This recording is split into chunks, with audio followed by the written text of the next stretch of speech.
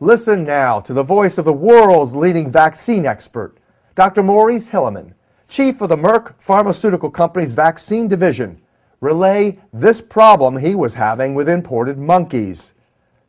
He best explains the origin of AIDS, but what you are about to hear was cut from any public disclosures. And I think that vaccines have to be considered the bargain basement technology for the 20th century. 50 years ago, when Maurice Hilleman was a high school student in Miles City, Montana, he hoped he might qualify as a management trainee for the local J.C. Penney store. Instead, he went on to pioneer more breakthroughs in vaccine research and development than anyone in the history of American medicine. Among the discoveries he made at Merck are vaccines for mumps, rubella, and measles. Tell me how you found SV40 in the polio vaccine. Well, that was a Merck thing. Okay. Yeah, I came to Merck, and I was going to develop vaccines. And we had wild viruses in those days. Remember the wild monkey kidney viruses and so forth? And I finally, after 6 months, gave up. I said that you cannot develop vaccines with these damn monkeys. We're finished. And if I can't do something about it, I'm going to quit. I'm going to try it. So I went down to see Bill Mann at the zoo in Washington, D.C. And I told Bill Mann, I said, look, I got a problem. I don't know what the hell to do. Bill Mann is a real bright guy. I said, these lousy monkeys are picking it up while being stored in the airports in transit at these loading, offloading, loading. He said, it's very simple. He said, you go ahead, get your monkeys out of West Africa, get the African green, bring them into Madrid, unload them there. There are no other traffic through there for animals. Fly them into Philadelphia, pick them up. Or fly them into New York and pick them up right off the airplane. So I brought African greens in. I didn't know we were importing AIDS virus at the time. And it was you who introduced AIDS virus to the country. It was you who introduced AIDS virus to the country. It was you who introduced AIDS virus to the country. Became a real story. Became a real story. Became a real story. Merck will do to develop a vaccine. Merck will do to develop a vaccine. Merck will do to develop a vaccine. So what he did, he brought in, we brought in those monkeys. Now we had those. And this was the solution. Because those monkeys didn't have the wild viruses. But we had all of these. Why didn't the greens have the wild viruses since they came from Africa? Because they weren't being infected in these group holding things with all the other 40 different viruses. But they had the ones they brought from the jungle, though. Yeah, they had those, but there were relatively few. What you do is you have a gang housing, you're going to have an epidemic transmission of infection in a confined space. Oh, is that the problem? So, anyway, the greens came in. Now we had these, and then we're taking our seed stocks to clean them up, and God, now I'm discovering new viruses. So I said, Judas Priest. Well, I got an invitation from the Sister Kinney Foundation, which was the opposing foundation, and that was the live virus. Oh, right. Yeah, they had jumped on Sabin's bandwagon. And they had asked me to come down and give a talk at the Sister Kinney Foundation meeting. And I said, it was an international meeting. I thought, God, what am I going to talk about? I know what I'm going to do. I'm going to talk about the detection of non-detectable viruses as a topic. There were those who didn't want a live virus vaccine.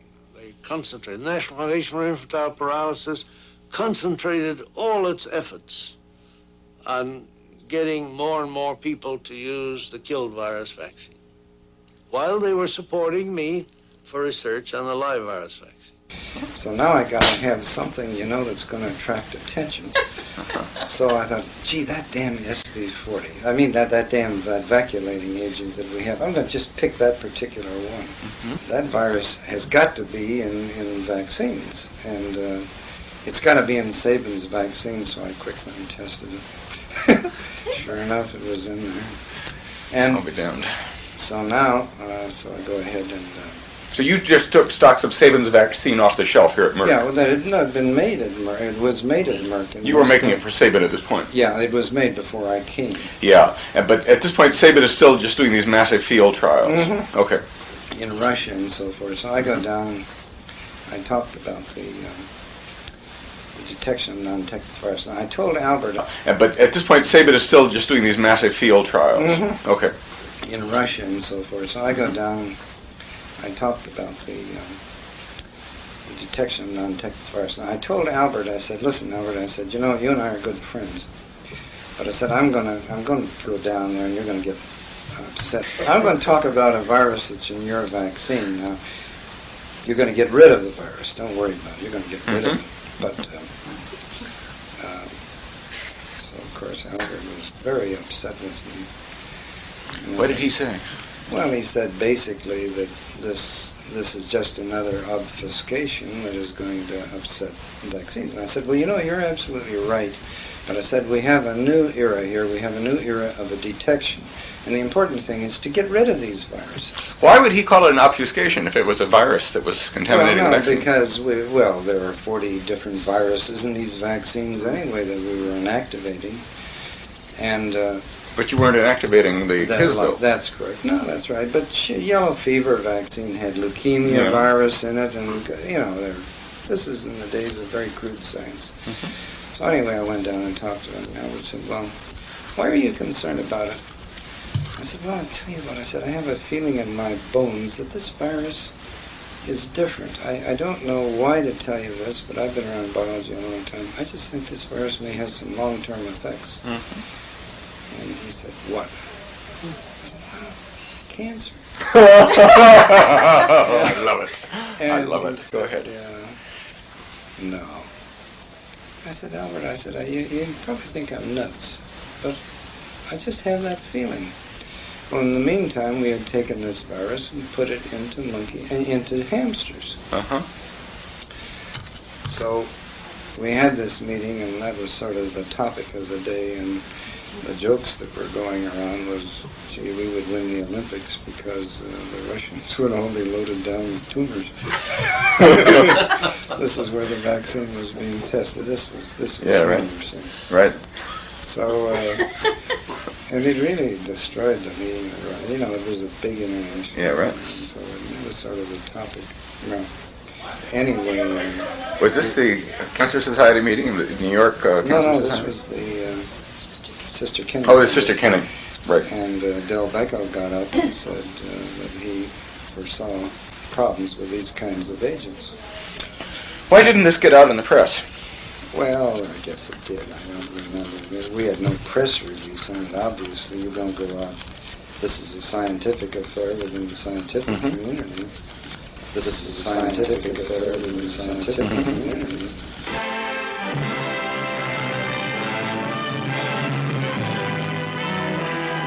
An historic victory over a dread disease is dramatically unfolded at the University of Michigan. Here, scientists usher in a new medical age with the monumental reports that prove the Salk vaccine against crippling polio to be a sensational success. It's a day of triumph for 40-year-old Dr. Jonas E. Salk, developer of the vaccine. He arrives with Basil O'Connor, head of the National Foundation for Infantile Paralysis, which financed the tests.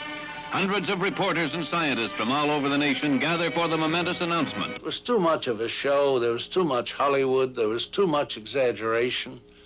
And the impression in 1957 that was, in 1954, that was given was that the problem had been solved, that polio had been conquered. But anyway, we knew it was in our seed stock for making a vaccine. That virus, you see, it's 1 in 10,000 particles is not inactivated by formaldehyde. It was good science at the time because that was what you did. You didn't worry about these wild viruses. So you discovered it wasn't being inactivated in the Salk vaccine? Correct. So then, the next thing you know is 3-4 weeks after that, I found that there were tumors popping out in these hamsters. Despite AIDS and leukemia suddenly becoming pandemic from wild viruses, Hilleman said this was good science at that time.